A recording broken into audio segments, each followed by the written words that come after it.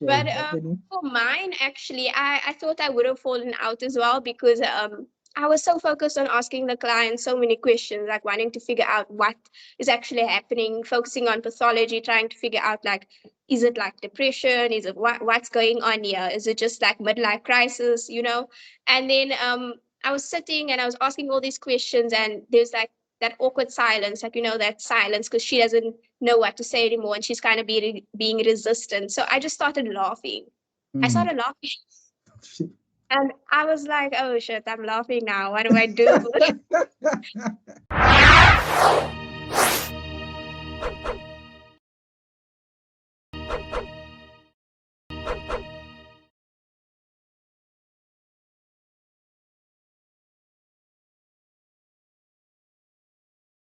Welcome. I'm so excited. I've got a fresh from the box master's student here, Abricia.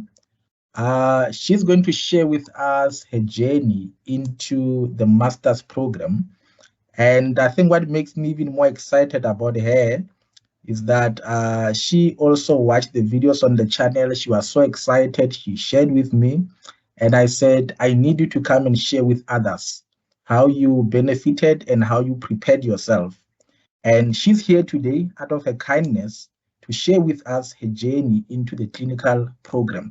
Aprecia, welcome and thank you for this opportunity and for your kindness to come and give back to those who are also part of the channel who want to get into the program. So I just wanted to briefly introduce yourself, tell us about yourself, who you are, where you come from. Briefly, over to you and welcome. Hi everyone, and hi Dr. T. So I am Obrisha Zealand. So I actually come from a small town in the Eastern Cape called Uitenhage. So that's about 30 minutes from Port Elizabeth. I'm 23 currently, so I relatively got into masters at quite a young age in respect to most people. So I'm quite proud of myself for that. And I'm also a mom, so I have a 2 year old. So that's Wow. mainly, yeah, I have a 2 year old.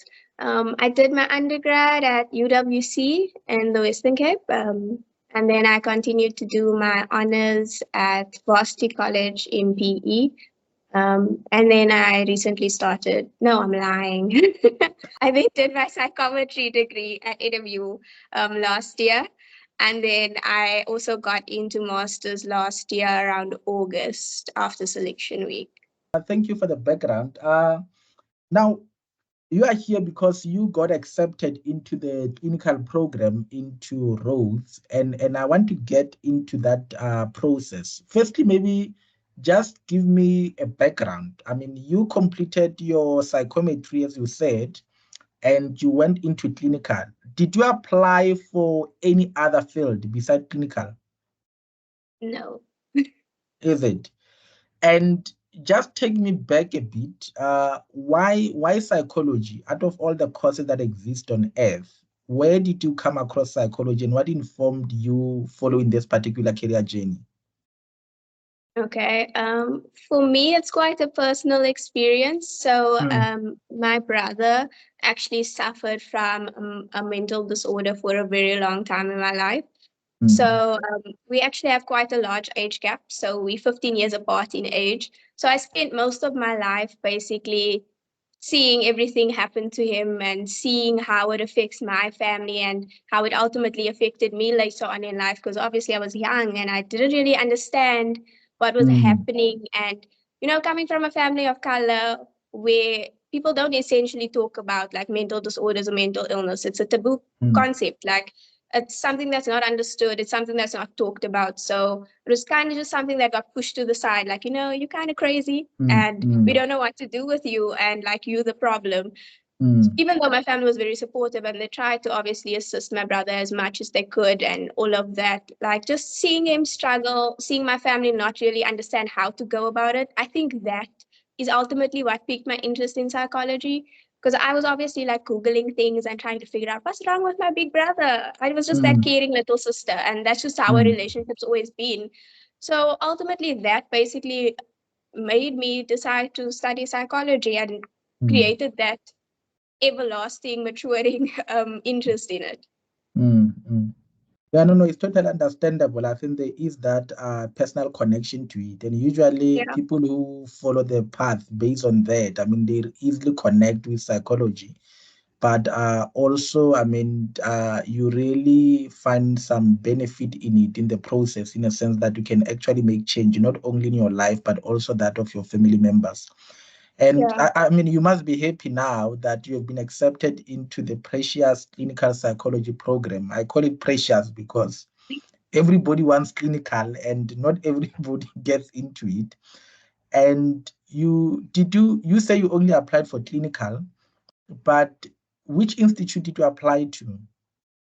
Hi, friends, just a quick break. I know you're enjoying this program, but I just want to answer some few questions about people who still want guidance on how to access the book. You know what I usually recommend? That make sure that you get an ebook. An ebook, you can get it on Amazon and follow their process. Just click on the link below this video and then follow their process and you'll be able to get the book. I like the ebook process with Amazon because it is instant. You buy the book, you get it immediately on your gadget. But if you are in South Africa and you want to get a hard copy posted directly to your home address without leaving your house, all you have to do, there's a link below this video from our printers who were kind enough to help us with distributing the book. All you have to do, click on the link, fill the form, and they will be able to communicate with you on how to get the book. Usually it takes about 72 hours to get the book to you, and many people have been getting their book, so don't be left behind. See the links below this video on how to get the books, whether on Amazon or for it to be posted to your home address. So don't waste any time. Many people are getting the book, so don't remain behind. Make sure you get your copy while there is still time. Don't wait for the last minute, because the book will actually share with you on how to also prepare for the application, what you have to do, tips that are necessary even before the selection process starts. So make sure that you get the book as quick as possible. Let's go back and enjoy the program. So I applied at 5 universities. So it was Wow. NMU, it was Free State, it was UWC, Rhodes, and SMU as well. So it was NMU, UFs, UWC, Rhodes, and what? And SMU. Or an SMU. And did you get any feedback in terms of invite from any of them beside the roads that we know you went to? Yes, so I actually got invited to SMU as well. So I Yeah. went to the selection week. Yeah, it was very long, but it was an interesting experience. It was the first selection week I went to. It was quite different from Rhodes, actually. It was more, I'd say, not as structured. That would be rude, but that Yeah. was my perception of it. I felt like there was a lot of people. Like when I went, there was more than 100 people. You didn't know what's Wow. happening, so that was quite intimidating. I think it brought up a lot of that, imposter syndrome when you're sitting there in this big I can room with imagine. all Yeah. these other people, and there's a lot of older people, and you're just Mm. like, okay, this guy next to me is actually an uncle and he's been working in the field like for That's what years. happened in clinical. You have got uncles there. And like, he's been working in this field for years. Sure. I just got out of honors. I don't know what I'm doing. I'm just trying Yeah. to get to where I want to Sure. be. So it was quite tough being there, Yeah. but I think that kind of prepped me for the smaller group that I eventually went to with Rhodes, because Rhodes was only 24 people that were invited to the selection week, and then Wow. it dropped down to 12, and then the final six were chosen Wow. after that. Wow. Wow. So you only got invited at SMU and Rhodes.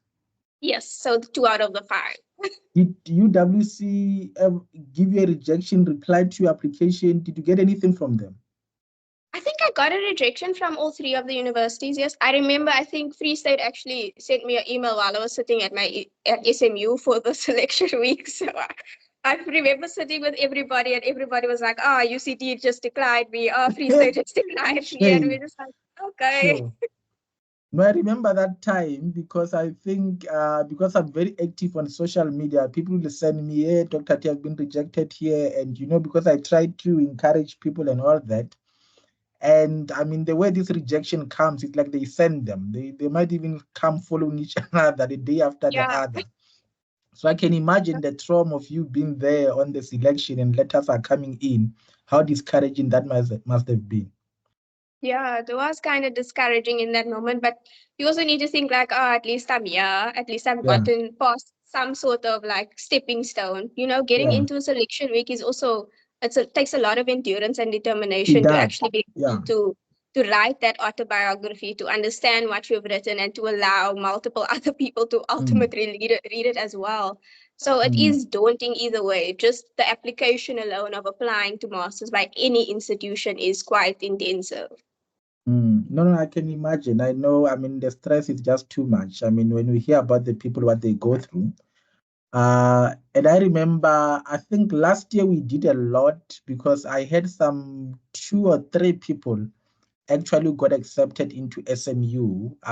There was I mean, I called them to actually encourage other people. There's a video that people can just check. I think that's showing on the screen where they were sharing actually how they got into the SMU program. So I don't want to dwell much on it, but I wanted to just ask you, uh, did you go beyond the first stage at SMU? Yes, Oh, wow. I Wow. did. Wow. So you went through the first day and you invited the second day. Yeah. And how far did you go? It was basically to the role play section. So where they'd invite I think it was like 4 or 5, maybe 6 other people into the room, and you basically bounce off each other and you like interview each other and do like a role play, and they give you a scenario. So I guess that's where I fell out. But in that moment when I said something, I knew I was done. I knew it. Shame, So shame, I went home thinking to myself, oh, it's fine. I shame. phoned my cousin because I was staying with her, and she lives in Boksburg, so I had to Yeah, drive every day to Pretoria to get to SMU using a car. And I was like, on the way home, I was like, I'm not gonna be back to work. sure, shame, shame. I can imagine. Yeah, no, no, no. I know that feeling. Yeah, it's hectic. But anyway, whoever is watching, I encourage you, please check the video where I interviewed the SMU people. I think they shared comprehensively about how the process was. So that is why Yeah. I'm not getting too much into that. Now, tell me now about the roles now, and obviously that will include any other interview that also is SMU. So when after SMU did you get the invite, or did you have the invite before you went to SMU?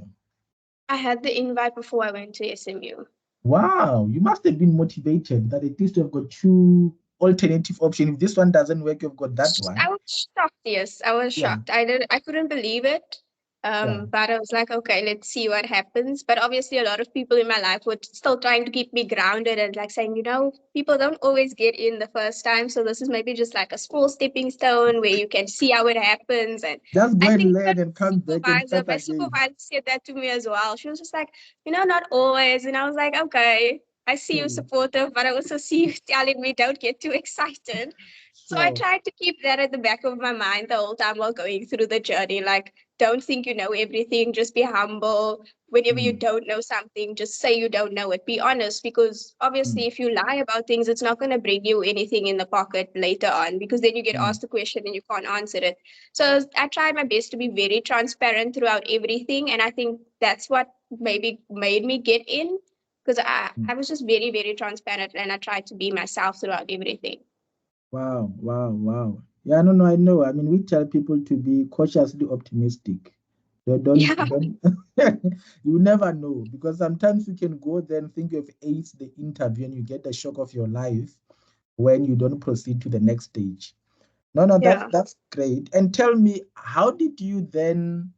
So you went there, you had an invite when you went to SMU, and I'm sure when you got the rejection from the UFs, you were also encouraged to just, give it your best because you were not sure if there'll be another invite. But tell me now, so at what point did you get the feedback at SMU that you were not accepted? Was it the following day after that interview?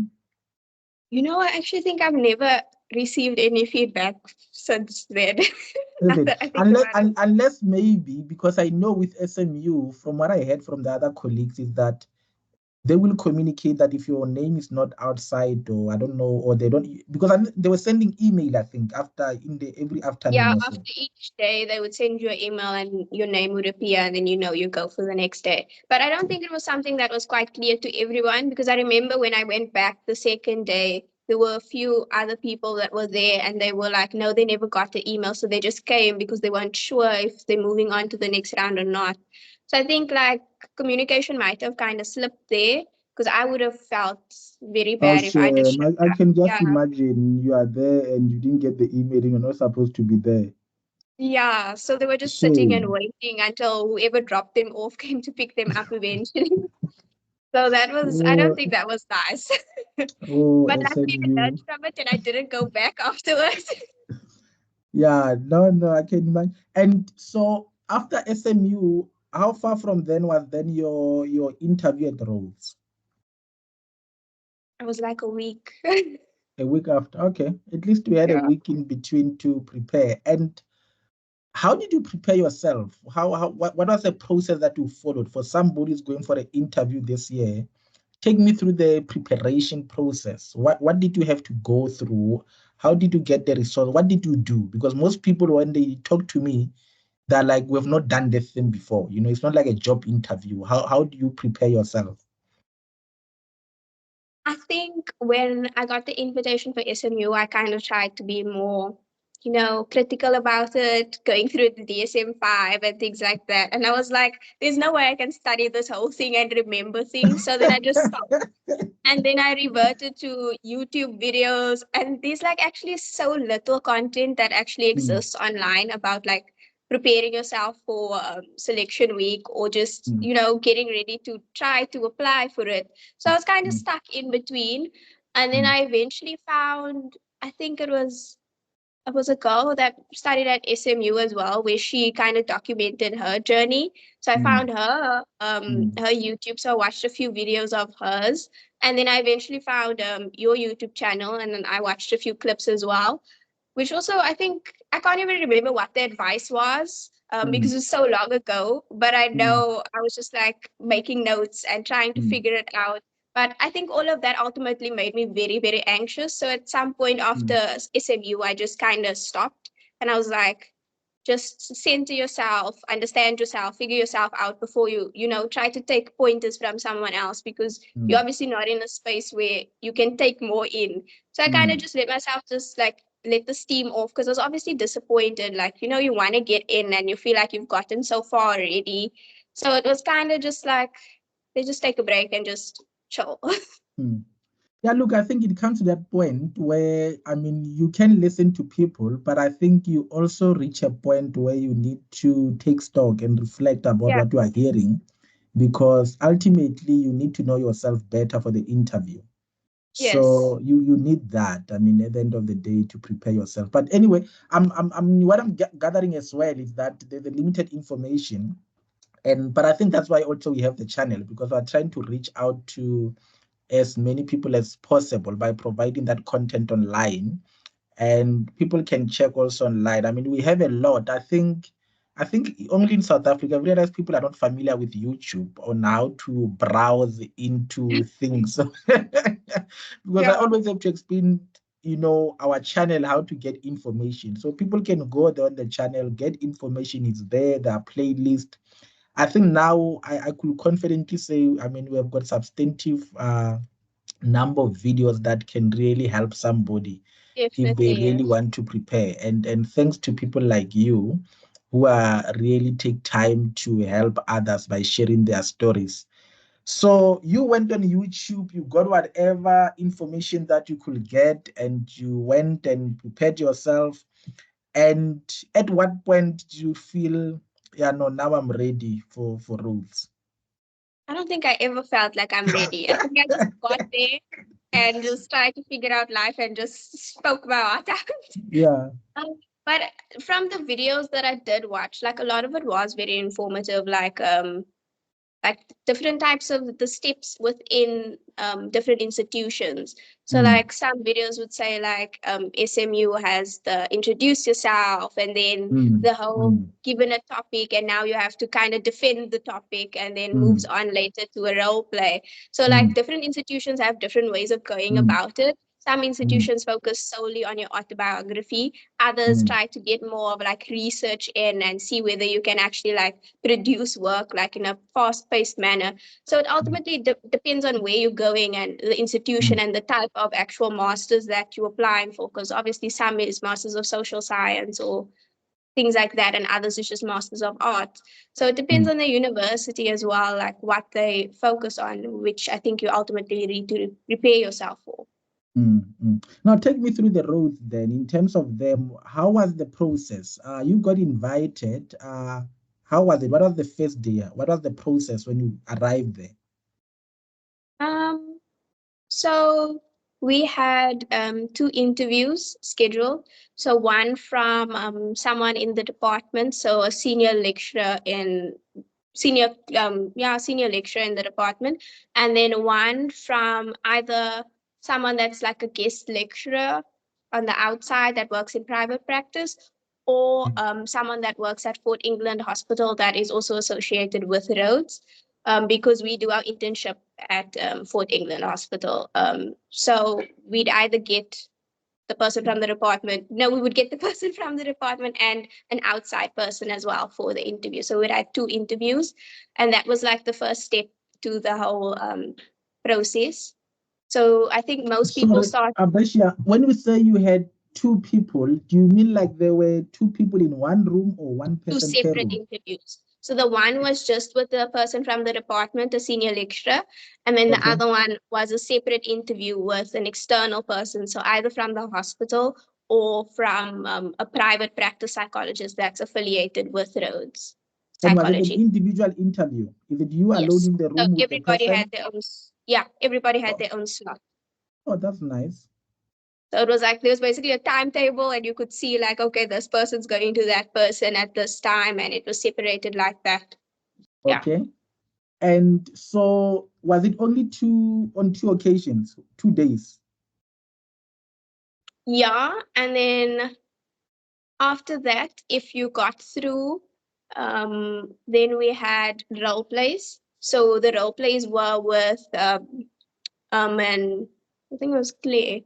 So it was a person from the Was it that then on the 3rd day? What the 3rd day? yes. What? Okay. So basically the first 2 days were more like a screening kind of.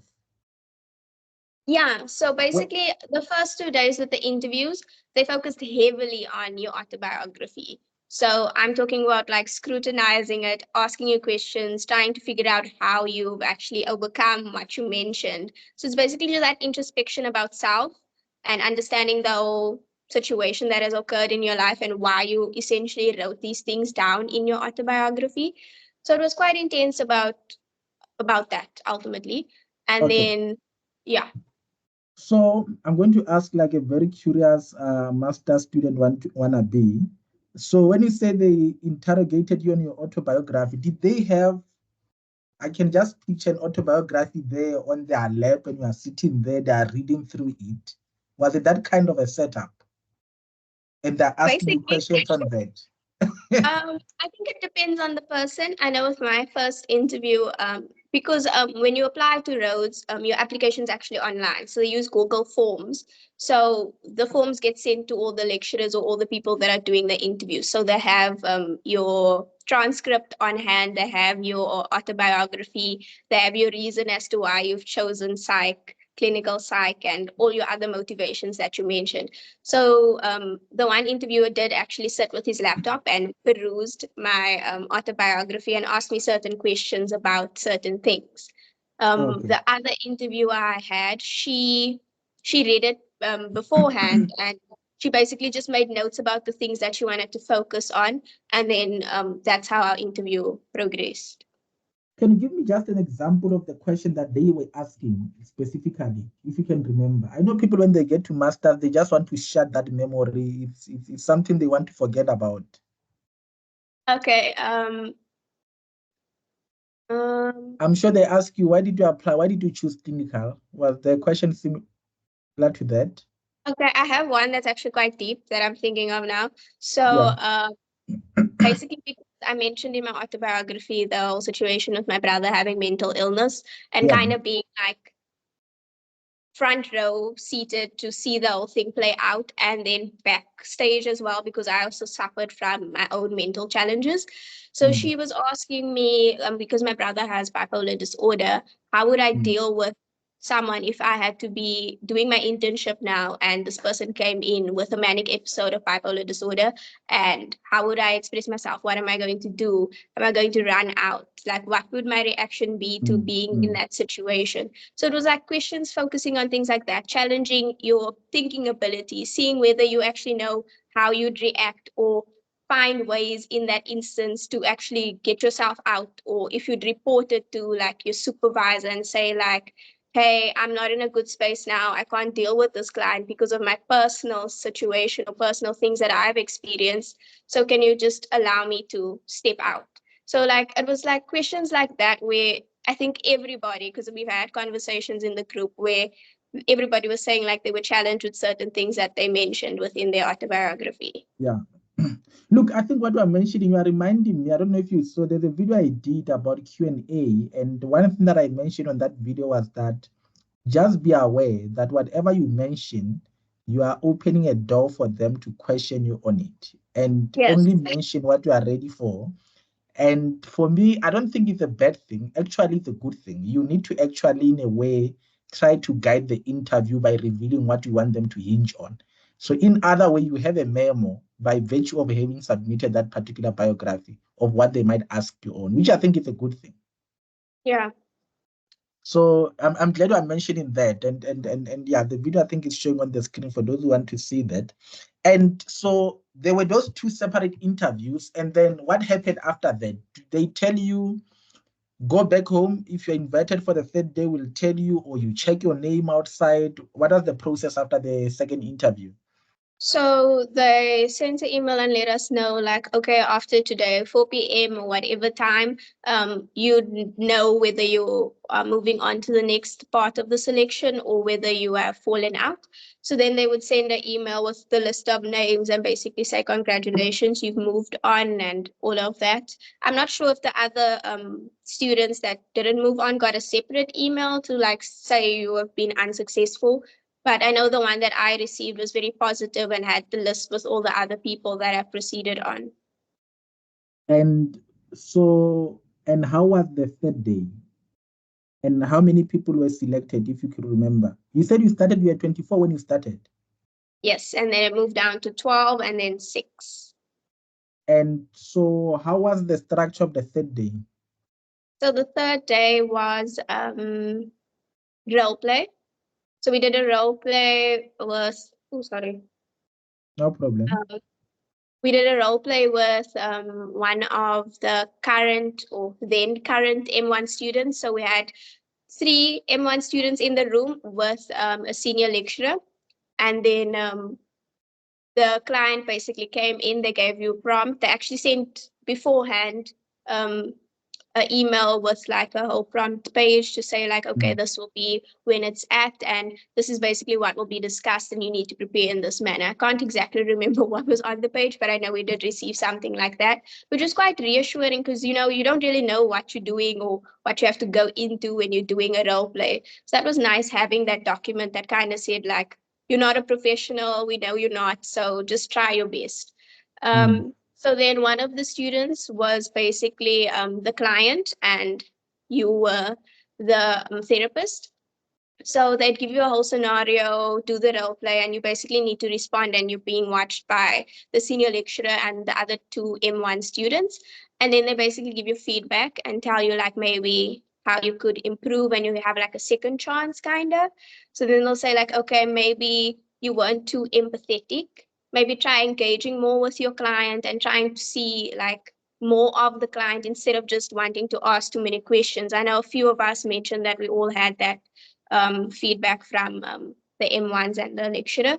So then you implement it and you try again, and then they give you feedback again, and then they'll maybe tell you, okay, maybe you did a bit Okay, well, they'll obviously not tell you did worse than the first time, but like they They can just say see thank you. improvement. Thank you. You'll hear Yeah, from us.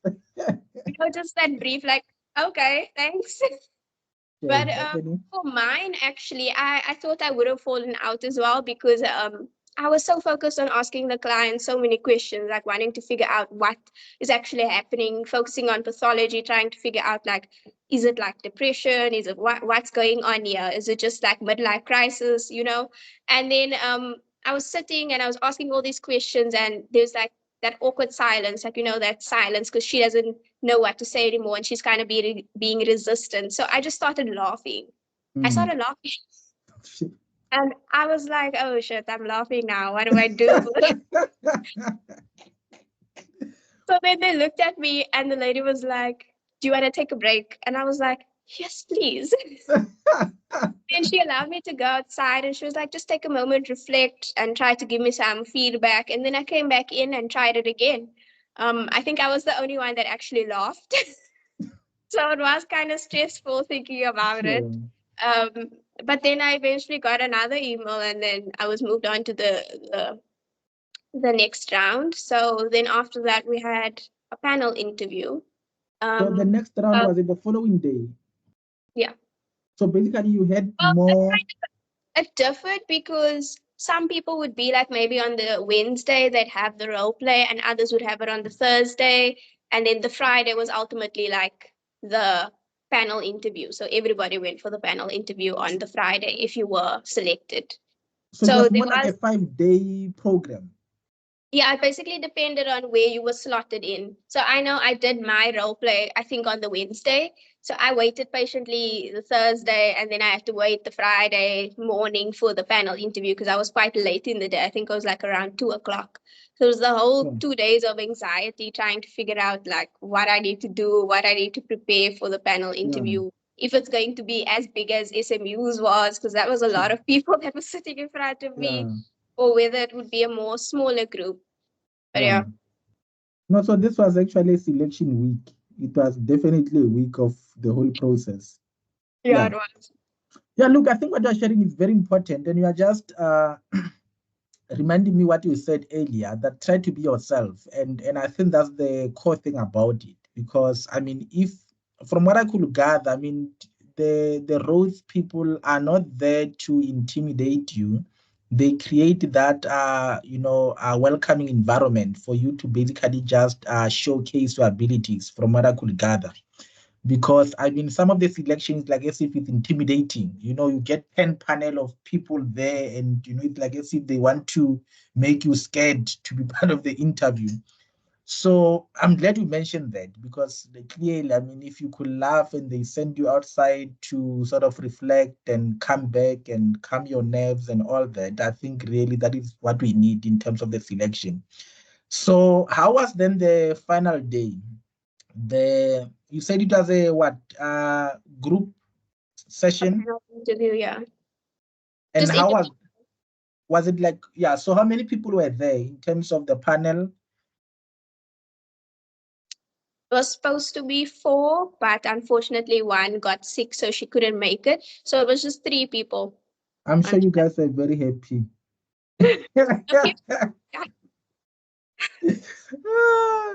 yeah. Like, okay, unfortunate to them, but we are fine with 3 on our side. It was Okay. nice because a lot of the people that were on the panel were like people that have already interviewed you, or you've seen them, or you've already interacted with them. So it didn't feel like as intimidating, like you don't know this person, or this person doesn't know a certain part of you or certain things about you. So that also made it like a more opening environment, I'd say, from my Yeah. perspective. Okay. And how many of you were there inside that group interview? It wasn't a group, it was individual. It was individual. The last one. Yes. So there was never a group interview. No. So you went through 3 individual interviews. Basically. Wow. Wow. Wow. And how was it? So what was the structure of this one in terms of the questioning? What was the focus? um I'd say it was more about yourself. So also still focusing on autobiography, trying to figure out that whether you've mentioned challenges within it or introspections, whether you'd find ways to go around it and, actually be able to do the program with all these things that are still in place in your life. Whether you actually seek therapy, I think that's a very, very important question that is on most applications, whether you've actually gotten therapy or seen a psychotherapist in any manner. So expanding on that, expanding on your experience of dealing with another therapist and all of that, as well as your work or volunteering experience. So basically backing up why you feel like the experiences that you've gone through can actually be beneficial in your master's program or if you get selected into the program. And there were some questions about psychopathology as well. I remember the one guy saying to me, "Oh, you got a distinction in psychopathology over the 80s, so you surely should know this answer." And I was like, and that's where I Sure, blacked out. sure. Yeah, look, I mean, I think, yeah, that can be expected, particularly if you got high marks on a particular module. Yeah. And so how Yeah. did you answer? What was the question? Do you remember? I do remember because it got me. It was a very basic question. Yeah. It was um what is the difference about of bipolar disorder and schizophrenia? So Mm, that was the question, and it was like they were asking for like signs and symptoms of each disorder, and I just for some reason I couldn't mention anything for schizophrenia, not at mm, all. I was like, like when you know the answer, you know it's there in your brain, and you yeah. can actually see like the image of a patient suffering Mm. from it, but you can't describe the symptoms or I signs can that, imagine. Yeah. that Yeah. are occurring. And then yeah, so I basically said like I didn't know I needed to study my DSM-5 and made a joke about it. And then they kind of laughed. So I was like, yeah. Sure. Yeah. And were they, is there a question that you also remember that you felt like it just taken you aback a bit, that you felt, "Ish, I was not comfortable with my response on it"? Yeah, I think they could see I was like kind of like, what? How can I not remember this? I know this. Obviously, I know Yeah. this. And then they kind of probe more, like asking, like, okay, so if you had a family maybe in front of you and your patient is suffering from XYZ, then how would you tell the family what is happening to this patient? And kind of questions like that to still kind of gauge whether you have some understanding of the disorder and can like ultimately like carry over information to a family. So it ended up shifting into that basically. Okay. And I usually ask this question. Usually, I mean, when one get accepted and you sort of reflect, because we usually say when we go through the process that we don't actually know what they want, and you all the people, even those who get rejected, they feel like they gave it their best. There's nothing better they could have done. Was there a point in the during the selection process where you felt, I think I'm in, I think I'm selected? Did you ever reach that point? um I would say after the interviews, I felt quite confident, and then the role Yeah. play happened, and then I laughed, and I wasn't sure because obviously you Yeah. can't do that. You shouldn't do that. Yeah. So I wasn't sure at that point. And then when I got through to the panel interview, I was like, okay, I have a chance here. Like Mm, I I have a chance. So I was just like I wasn't too like positive and I wasn't too negative. So I was just mm, hoping. And mm, obviously in that time you've gotten to know like quite a few people that are already around you, the 12 that were selected. So you end up chatting to each other and like mentioning your experiences and things like that. So mm, like gauging from that, I was also like, she's saying that she kind of doesn't feel like she's gonna get in, and this one's saying that, and this one feels mm, confident. So it was kind of like scary.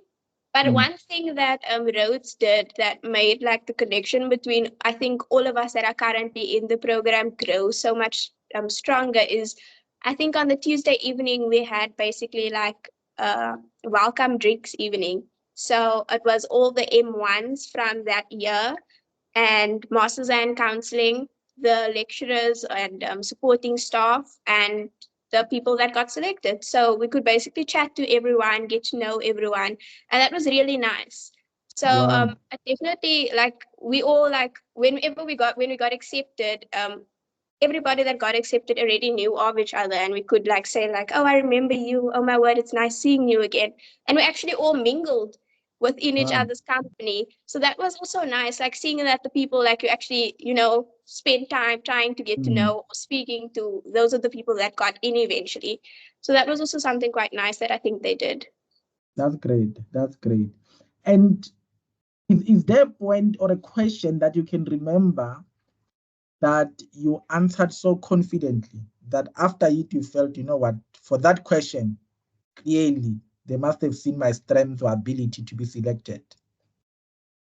um I think in the final interview it was obviously the whole concept of my son came up. So they were like, you are a mom, your kid is basically not even two at this point. So how are you planning on doing this if you get in? And my response was basically like, I wanted to do this from the age of 14. I've known that I wanted to do this. I worked my ass off trying to get here. I've Mm. basically passed every single year with just distinction. So I want this and I've always wanted it. And I'm not going to let anything stand in the way. And I have a supportive family, I have a supportive partner, and I just will need to pull up my socks as a mom and know that I'm going to be there for him, but I'm doing this for myself as well and for him in the future. So Mm. that was basically one answer that I felt very confident about.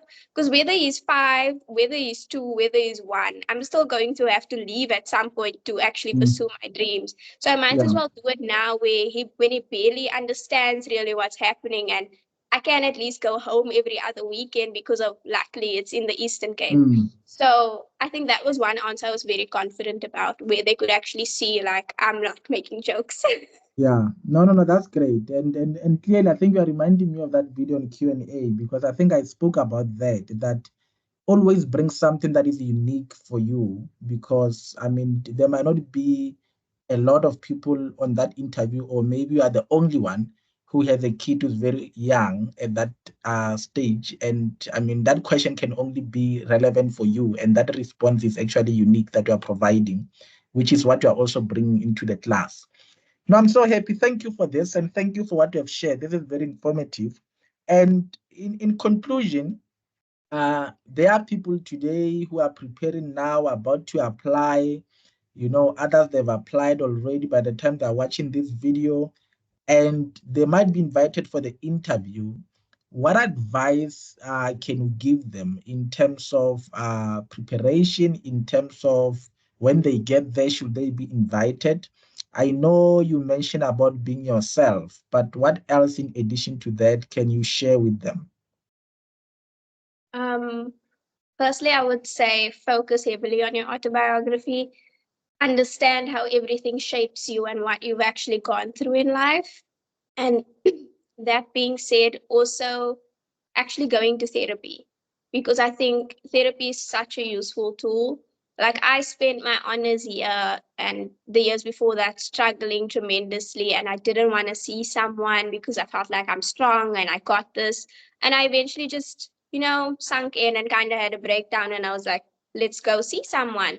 And I don't think I would have gotten in if I didn't actually put that time in and put that work in terms of getting myself to the point where I am now, where I can actually like speak about everything that's happened in my life and understand how everything's ultimately affected me. So I would definitely say focus on your autobiography. Don't do it in one day. You can never do it in one day. Take your time. Actually try to have introspection with yourself.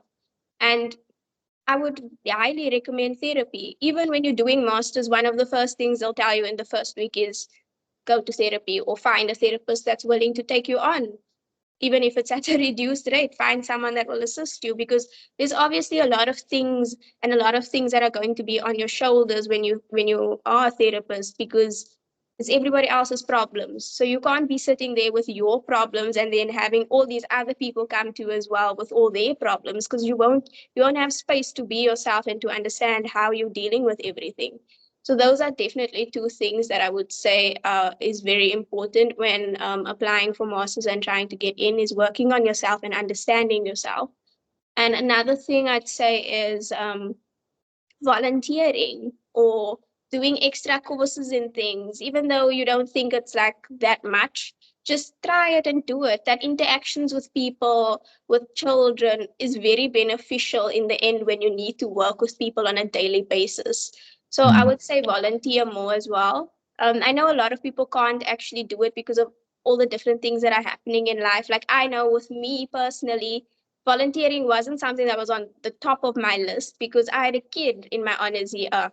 So I didn't have time for it. But previous years before that, I did. And I could document it and I could say, I did this, or I was working here and I was able to basically establish myself in this position. So just finding places or spaces where you can interact with more people and kind of get a gauge of understanding of how other people might, understand the world as well. Perceptions are everything. And lastly, I would say academics. Academics is important. Like, it's most people that get into masters all have graduated with distinction or cum laude, and that's just the honest truth. So you have to work hard in order to get there, because most people that will be sitting around are highly intelligent. So pushing to actually get that cum and understanding why you want it that bad. There is obviously the case scenario where there are people that get in with average or just below that as well. But I think in that case, it's also the confidence and like being able to like stand concretely and like defend your answers that allows you to get in as well. So just like working on academics and ensuring that you understand why you're going for the goal as well. Thank you so much. I think, yeah, that was very, very informative. Dealing with academics, volunteering, and also making sure that you get therapy. I usually say we become psychologists to deal with our own traumas, which are our own psychological issues. So make sure that you are healed before you try to heal others, you know? Yeah. So thank you for that and touching on that. And thank you also for touching on voluntary work. I don't know, psychologist and voluntary, I needed to touch on that. I know they'll ask me about voluntary, the question I have to answer most of the day. But thank you. Abricia, any other words, any other advice or any last word that you want to say before we close to anybody in the field of psychology, those who might be in matric, those who might be in the undergraduate thinking about the field, now that you are into the program that everybody wants to do, what can you tell them? The feeling of being inside. The feeling of being inside is amazing. Wow, wow, Um, wow. But I know the feeling of being on the outskirts as well. And I know it's draining. I know that it's a whole mental toll on someone that wants to get into psych as well. It's one of the hardest careers to get into. And financially, it's also one of the most pricey like degrees to actually get in the end, because every year it's a lot of money. And Yeah. don't let that deter you from actually, going for your goal and trying to get to the end, because it can be fruitful in the end eventually. But I also understand how it feels to be, finishing your undergrad, not being able to get employment because now you did a BA, and a BA basically means jack.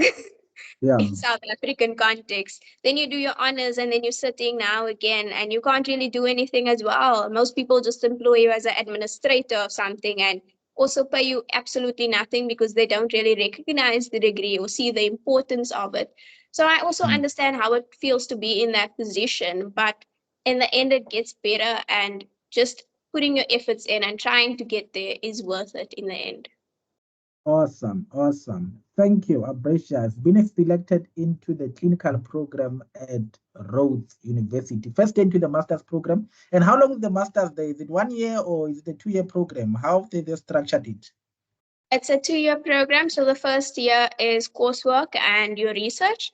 And then the second year is internship at Fort England Psychiatric Hospital. Okay. And how often do you go to class? How often do you attend? Do we attend class now? Yeah, That would be every day. every day. Okay. Yeah. Wow. From what time So to what time? depending on the day, it would be 8:30 till 4 p.m. Most Yeah. days would be that. Otherwise, maybe we'd finish off at 1 and then we might have like a slight break and then we head off to the hospital for a lecture over there. And yeah. All I can say is all the best.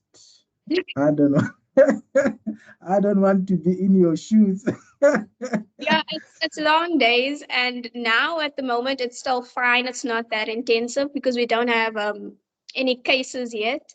But as the cases will come, we'll have like three different streams. So we'll have ward rounds at the hospital. We'll also have clients from the ADC hub. So that's like in the rural location where they have like a counseling hub. So we'd be offering services there as well, and the psychology clinic at Rhodes University. So there's a lot of places to be at and a lot of things to do in between. It's basically, it will end up being like a scheduling for yourself type of thing. But Wow. at the moment, it's still okay. Well, no, all the best. I think the most important thing is that you are into the program and you have now started on the last part of your career journey to becoming a psychologist. And thank you for this time. Thank you for this opportunity. Thank you for what you have shared. I'm sure anybody who's going to watch this will benefit from this interview, your career journey. Thank you for allowing us also into your space about your family, your brother, and wish him all the best as well. And I wish you all the best with your next 2 years. And hopefully, 3 years from now, 4 years from now, I'll meet you busy with your PhD. No pressure, no pressure, Brain. no pressure. But yeah, Abresha, thank you so much. I appreciate you and all the best with your studies. Thank you for having me, Dr. T. Thank you.